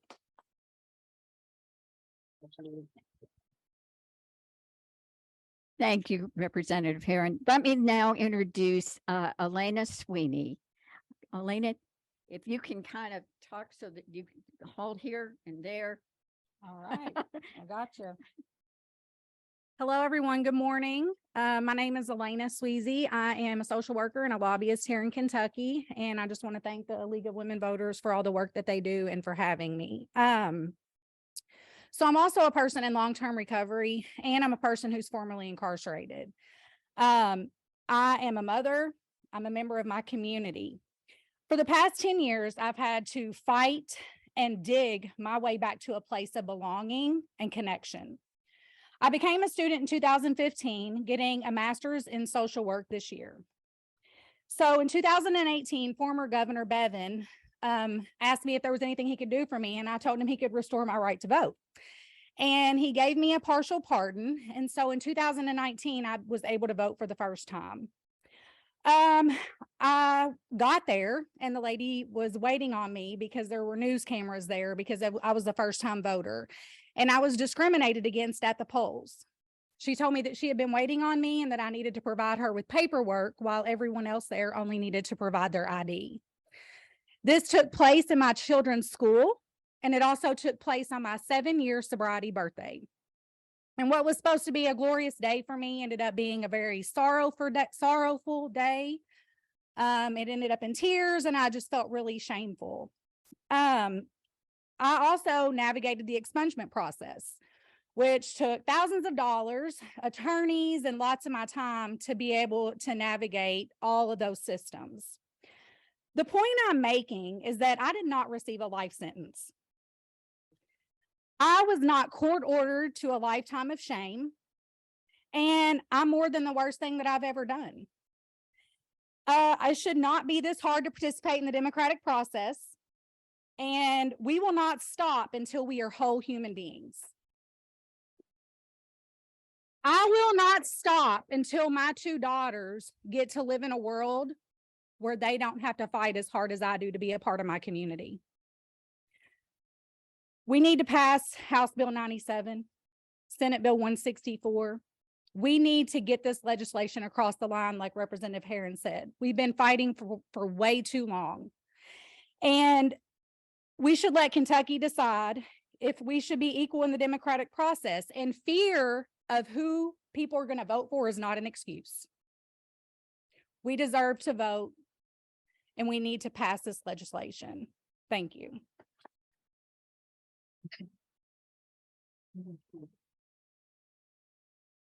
Thanks so much, Elena.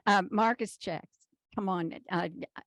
My mother's maiden name was Jackson, and I started to say Marcus Jackson, and I thought, am I thinking about my mother? Well, here you are, Marcus. And here and there. Yes, thank you so much. My name is Marcus Jackson. I am the Executive Director of Advocacy Based on Lived Experience, and I am one of the 161,000 Kentuckians who remain disenfranchised. I was not impacted by the governor's executive order due to a conviction from 1992. Is this good?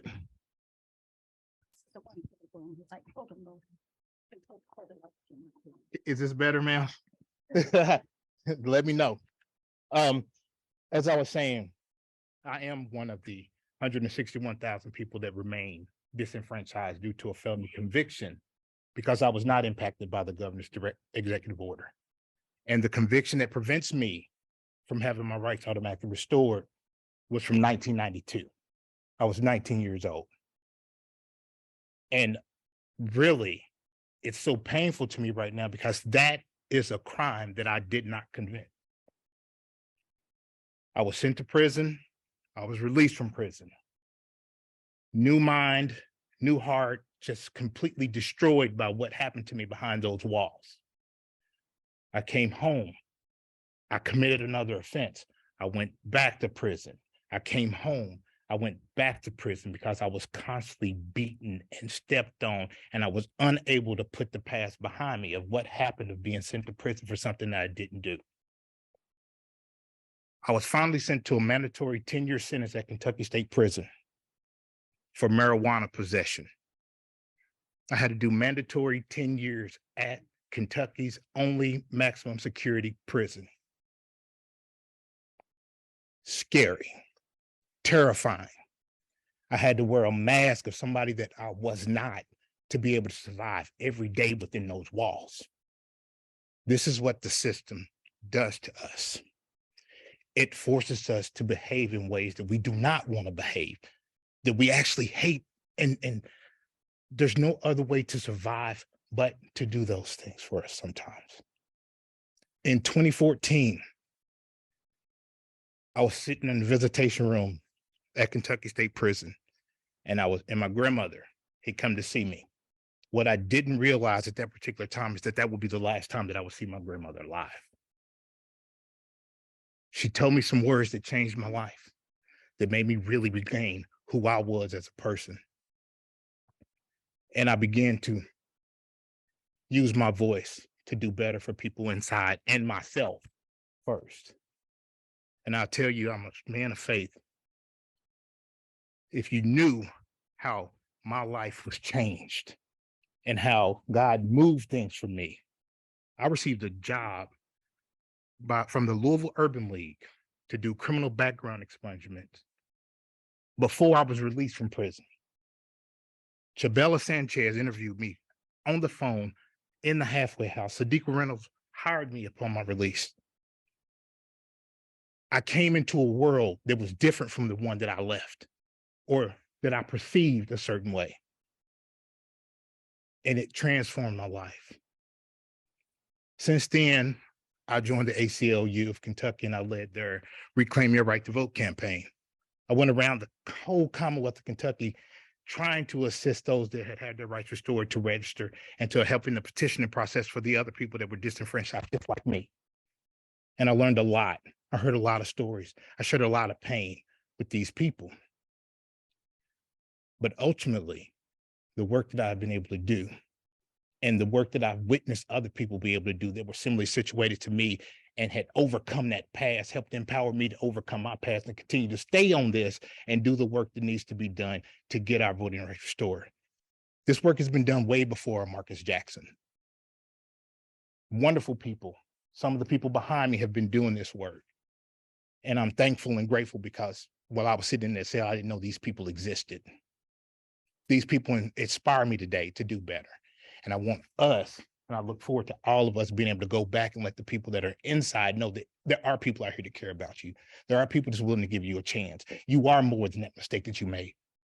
And the statistic that Nicole shared about the more connected we feel to the community, the less likely we are to reoffend, that's real. I can tell you I'm a living example of that. It is real. Being shown love, grace, and support has been everything that has allowed me to never return back to prison. Thank you so much.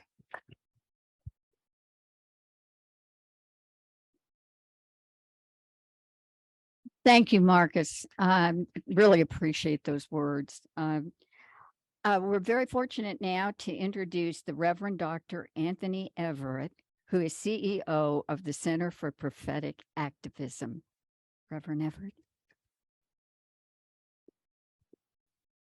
Thank you, President Wagner, and everyone who is here. I got into this work probably in around 2009. That's when I happened to have met my homie, Nicole Porter, from Washington, D.C. I'm from Washington as well. But I've been engaged in this work for quite some time on a local and national level. Locally, it's been with the League of Women Voters as well as with my friend Marcus Jackson. And so there's a lot of work that has to be done, that needs to continue to be done, but it's far past time for the change to take place in Kentucky. Would you agree? It is far past time. I was formerly the executive director for Mission Behind Bars and Beyond. And in that role, one of the things that I recognize is that it's safer for an ordinary citizen in Kentucky to be on the streets and not get arrested in places like El Salvador, other countries, than it is here in Kentucky. We're number 6 or number 7 on the list. And so we got to do something about that. We got to change that. We need to make this place a place where everyone, whether they've been justice involved, whether they are returning citizens, whatever it might be, feel as if they are citizens in the United States. Being arrested doesn't mean that your citizenship is taken away. Let me say that once again. Being arrested does not mean that your citizenship is taken away. So voting is an extremely important part of our democracy and our citizenship. And so I'm just here to support in any way I can. One last thing I will say is that no matter what faith belief you are, no matter what faith belief, all faiths believe in justice. All faiths believe in justice. Thank you.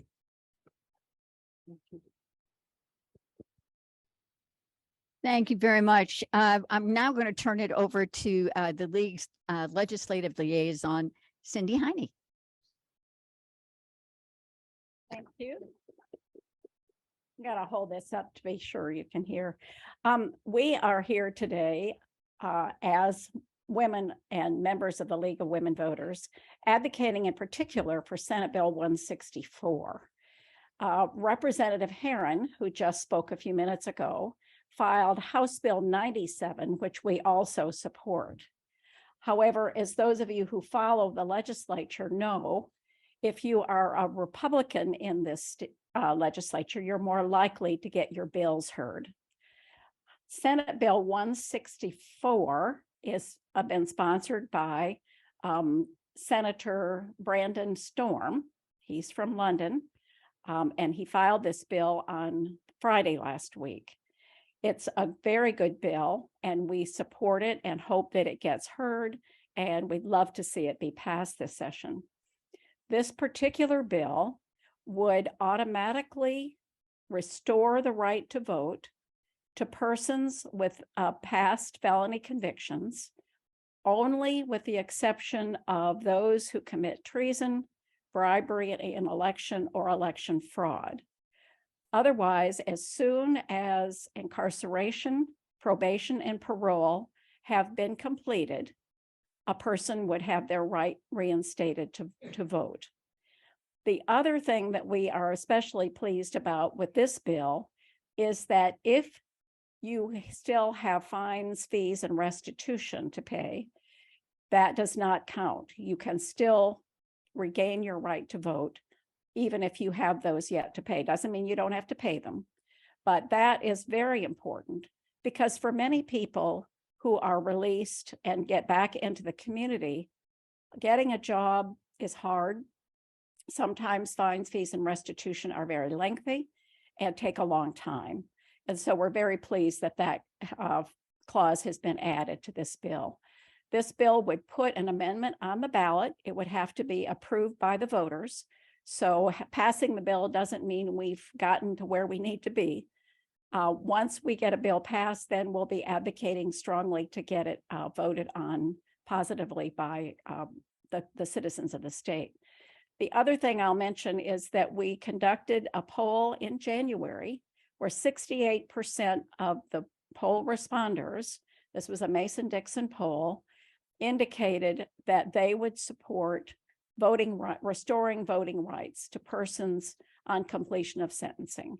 And so we believe the voters are ready for this issue, and we are ready too. With that, I think what we'll do is take questions.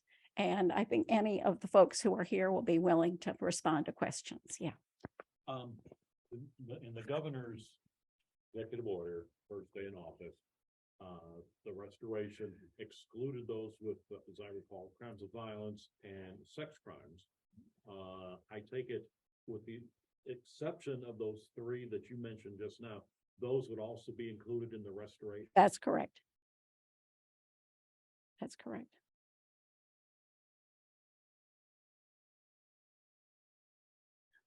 Other questions? Yes. If the amendment gets on the ballot, it only take a majority of citizens voting, however. That's correct. And it can't go on a ballot until an even year when the House members are up for re-election. So it would not go on the ballot until 2024. So if it's passed this session, it could go on 2024. If it doesn't get passed until next winter, the 2024 session, it could go on the ballot. Yes. Senate Bill 164, if that was approved and the amendment went into effect, would that restore voting rights for the number, I believe, 160,000? Yes. Unless they had one of those three crimes. Cindy, would you repeat the question? The question was, would the 161,000 people who cannot vote now, if this went on the ballot and were passed, would they get their right to vote back? And the answer is yes, except for those three particular crimes.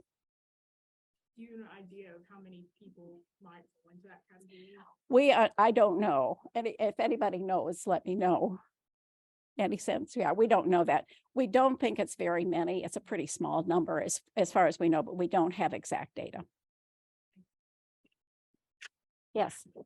The fines and the fees would still be applicable, correct? The fines and fees would still have to be paid, but a person could still get their right to vote back, whether they had those remaining or not. What are those fines and fees? I'm not an expert on that. Court fees, fines, restitution. Yeah, but they can be a large number. Yeah. Yeah. Jackie? Does the bill also speak to additional civil rights being restored? Oh, yes. Thank you. The bill also would restore other civil rights after 3 years. Thank you very, very much. Those are the right to hold public office or to run for public office and the right to serve on a jury. So those would be restored after a 3-year waiting period. We like Representative Herron's bill, but she has a 5-year wait period. And if her bill were to pass, I'm sure we'd work to get that amended. Cindy, would you just address why this is an important workplace issue? Doesn't the Nicole, that's a good question. That's a great question for Nicole. An important workplace issue? Well, I think there's a lot of reasons why guaranteeing voting rights for all, regardless of their justice impact, can support people being full members of the community. And regardless of the crime of conviction, whether or not somebody's been convicted of a violent offense or a nonviolent one, you know, people who are in the community who've completed their sentence are required to be good citizens, good neighbors in a range of ways. They're still required to pay taxes, regardless of whether or not their crime of conviction was violent or nonviolent. They are required to be good employees, good neighbors, good citizens, regardless of whether or not their crime of conviction was violent or nonviolent. And as we work to expand voting rights, these policies can help everyone, regardless of whether or not their justice impacted or not. I know that in efforts to guarantee ballot access for people who are legally eligible to vote, who are incarcerated, policies that improve that ballot access not only impact and ensure democracy for those who are in incarceration custody, who are in carceral custody, but those who also work in the correctional facilities themselves. So for example, there have been efforts in Cook County and Harris County, where Houston is, that's my hometown, where there have been efforts to ease and to guarantee ballot access for incarcerated voters. well, it's not just the incarcerated voters who are helped, but it's also the correctional officers, the folks who work in the kitchen, the folks who work in the administrative offices, who also are assisted by policies that guarantees their participation in democracy as well. So I'm not exactly sure if I answered your question. Feel free to offer additional details, but I hope I was somewhat responsive to it. Well, I think mainly I was thinking of when people have a felony in their past and it keeps them from getting a job. Oh, certainly. That probably would be addressed more by expungement, perhaps, rather than, but anyway, whenever. I think what you're getting at is directed, will be addressed by specific policies related to expungement and civil rights restoration related to conviction. What I will say is that voting is among a range of pro-social behaviors that I mentioned somewhat in my comments that taken together can really contribute to welcoming somebody fully back into the community following their incarceration contact, and those pro-social behaviors and community assets can really strengthen public safety and help reduce returns to prison or return to recidivism. So in addition to gainful employment, voting, other wraparound supports, community supports, including not just voting, but participating in civic organizations like the League of Women Voters, like the fact that Marcus founded and established a civic organization based here in Kentucky, participating in a faith community, participating in a sorority or fraternity, participating in a range of community-based organizations is amongst those pro-social behaviors, in addition to voting, that can help strengthen public safety and prevent returns to prison. Sorry. And any other questions? Any other questions? Well, then I want to thank you. Oh, I'm sorry. I didn't see you. I'm sorry. Who or what is preventing these things from happening? Well, I'm going to, who wants to speak to that? Who's Cindy, or why don't you speak to that? Because Cindy's been up here advocating for this for a very long time. So I think she's well equipped to answer that. I think there is a perception that folks who are coming out of prison are bad people and they shouldn't have the right to vote. They've made a mistake, they've done something bad, and they shouldn't have the right to vote. Folks who are coming off of incarceration are people like us who have made a mistake. For many of the folks who have lost their right to vote, it was a drug charge, and that ended up being a felony. They're good folks like Marcus and Elena. I'm sorry, I want to call you Alicia. They're good folks. They need the right to come back. And I think slowly our legislators are beginning to see that. When they hear the voices of folks like these two, they begin to realize that people shouldn't have to have a lifetime penalty of the loss of the right to vote. So that's, we're very encouraged by that. Are you hearing too, Cindy, that sometimes it's, it's being soft on crime if we let them vote? I mean, as though somehow this is going to, Yeah, that's a good point, Fran. Yeah. That's one of the points that we're sometimes hearing. Yeah. And legislators don't want to appear to be soft on crime. Right. Jill? So who are some of these people that we should find? Every legislator in this building. In particular, it's the leadership. The leadership controls a lot of what happens in this building.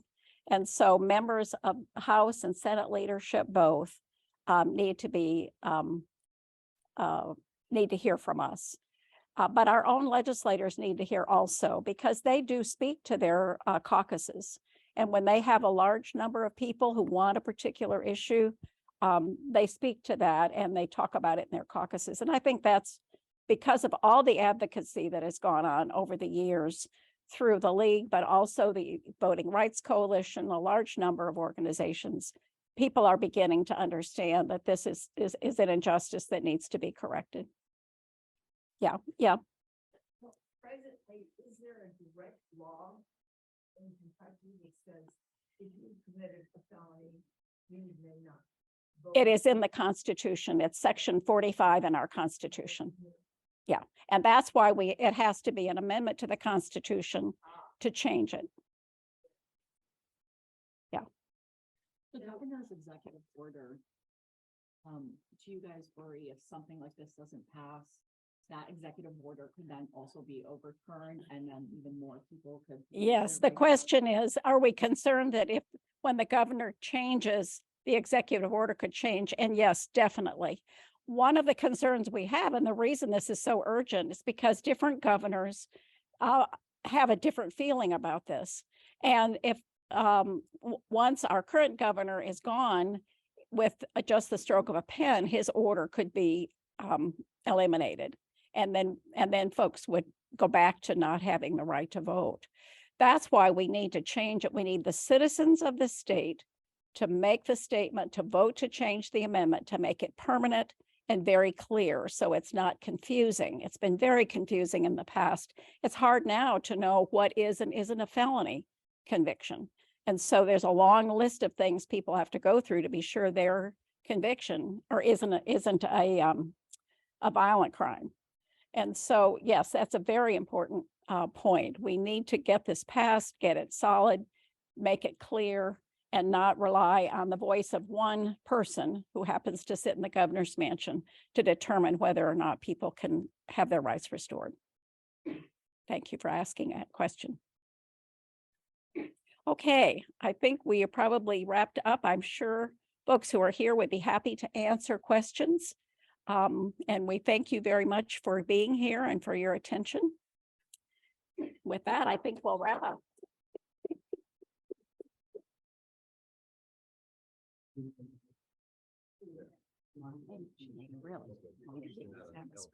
Yes.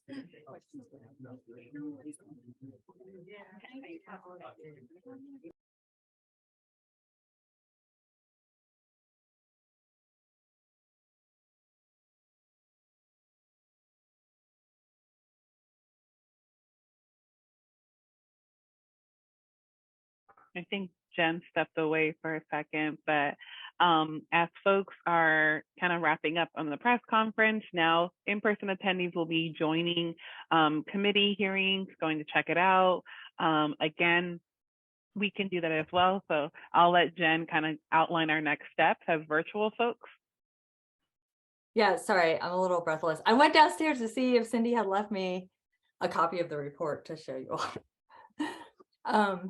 Yeah, so I think it's a great idea for, if you want to go ahead and join one of the committee meetings, you can do that on the Outreach Circle app.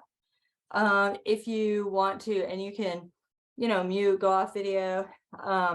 If you want to take action, we have an action available on the Outreach Circle app where you can contact your legislators about this issue. And we do have talking points for that. So you can call the legislative messaging line. Or there's also an action where you can share this with your friends and family so they can also call their legislators to support the legislation to restore voting rights. It's really, I think these speakers are super powerful, but the way that we can actually make this happen for people is to make calls to legislators. So, you may think, oh, it takes thousands and thousands of calls for legislators to take action. But I will tell you, Cindy has shared with me, that when legislators get like maybe 80 or 100 calls, they really start to pay attention. And they're like, oh, my constituents care about this. So to me, when I think about legislative action, I'm like, oh, they'll have to hear from 5,000 people. But we have more than, 500 people or 450 people in the league. Like, we can call and make a difference. So, and particularly if we're getting our friends, so, if each of us were to get 5 friends to call, we could have a really powerful message for them and really push the needle on this. And and the great thing is the outreach circle, it actually, you're able to share exactly the bill numbers, what to say, and it makes it easy for people, because I think even calling can be intimidating. And I don't know if you all are familiar, but there is a legislative messaging line. And so there's very nice people that answer the phone. They will help you, walk you through the process. So it's not like when you call, you're like talking directly with the legislator, which I think can be super intimidating. But they'll help you out. They'll figure out who your message needs to go to if you're not really sure, like if you need it to go to a certain committee, or if you want it to go to all legislators, or if you want it to just go to the Senate or just leadership. So you can designate that, and then they'll type in your message and they'll send it. Now, I will say they're having to type, let me let Joanna in. They're having to type down the message. So if you can so don't feel guilty about like being succinct. That's actually a good thing. So even if you don't have a whole monologue prepared, that's okay, because they're going to have to type it all down anyway. So it's actually, if you can get straight to the point and say, look, we want you to support, House Bill 97, or, whatever it is that you're calling about, just get to the point. And if you can say, I am a constituent. So if you are live in that legislator's district, now sometimes you're maybe calling about an issue that the people who are working on that particular or the committee that may be working on it, you may not be a constituent of those legislators. But if you are calling your legislator, it is important to say that you are a voting constituent, because that's how legislators get into office. People vote for them. And so that really carries a lot of weight.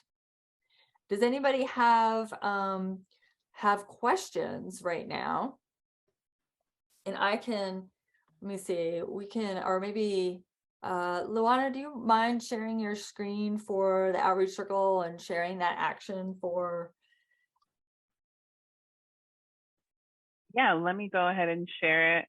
And for folks who just joined, this is a place where you can come and go as you please.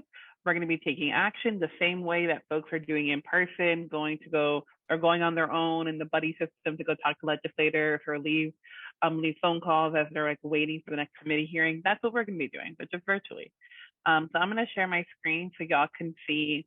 Outreach Circle can be used on your phone, but again, it's just to enhance your experience today. So, you can also access it through the desktop if you prefer, but this is what Cindy was talking about today, the report that if you want to check out yourself and read.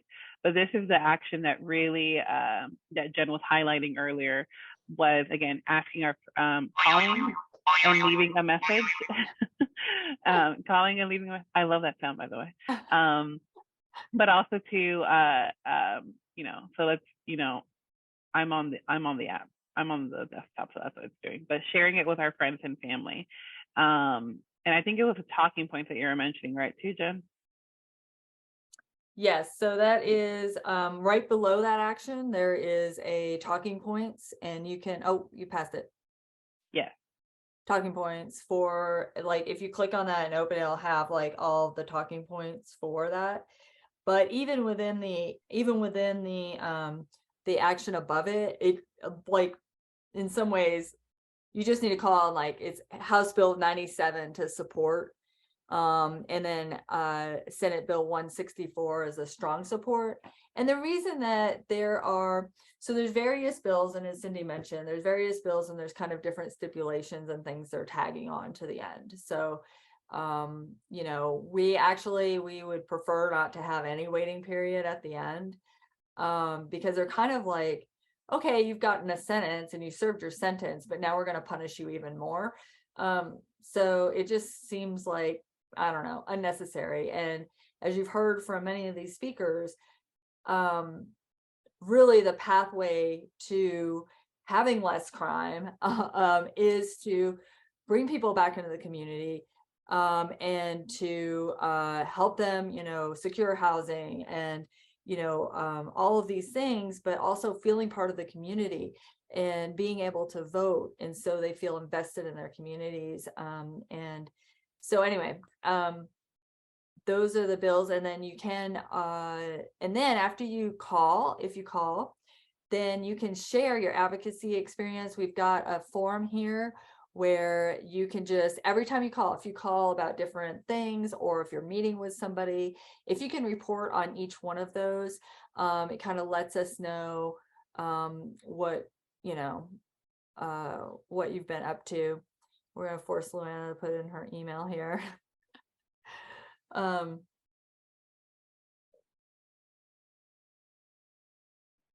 I don't have to go through this, but I just wanted to show you guys that it's going to be here for you all. So as we're going to be here, and you probably, if you want to go watch the committee hearing and you don't want to hear Jen and I talk, you're more than happy to pop off, pop back in. But this is a way, just as in-person folks are doing it, every time you attend a committee hearing or you leave a message or you talk to a legislator, put that here. So for the Kentucky leadership, when they're designing the next lobby day or designing the next strategy, that they have this information to refer to. And this was the schedule that Jen was also mentioning as well. Because right now I'm checking like what time is it right now and what's the next meeting. So I think the next meeting starts at 10. So we got like 15 minutes before that committee hearing starts. 11. We're on Eastern time. I'm on, there you go. See, I'm confused. But yeah, the next one starts at 11. So you got like 15 minutes before the next hearing starts. So just feel free to check out all these actions here and let us know if you're like, oh, I wish that was on there. You can drop that in the chat and we'll make sure any updated actions are there as well.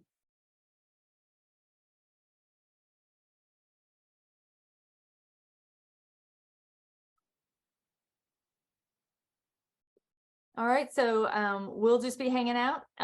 Again, do your thing. And if you have questions, we'll be here. And I'm going to be calling my legislators too and messaging my friends. So I'm just going to put myself on mute, but speak up. And I don't know, I feel like we should like play some background music or something. But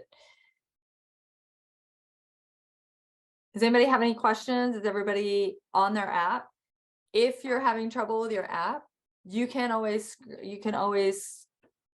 scan my background. Let me spotlight myself here.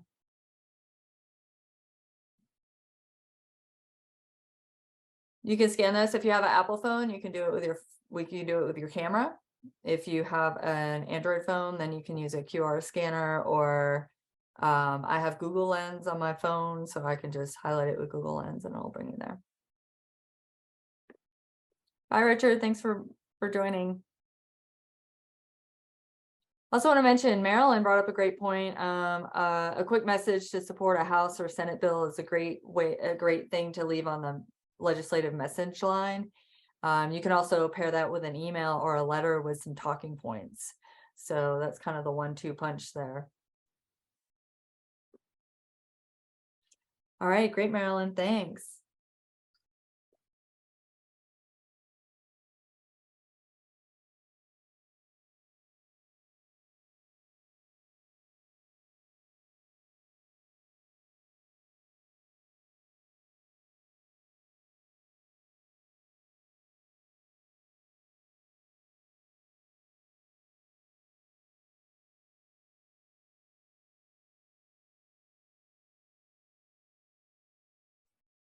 Hi, Jen. I hope, did you hear my phone ring? We heard it is a funny, entertaining noise. Boing, boing. I have the boing, boing, yes. Sorry about that. But anyway, I'm going to have to leave now to go to my appointment. So I'll catch up with you guys later.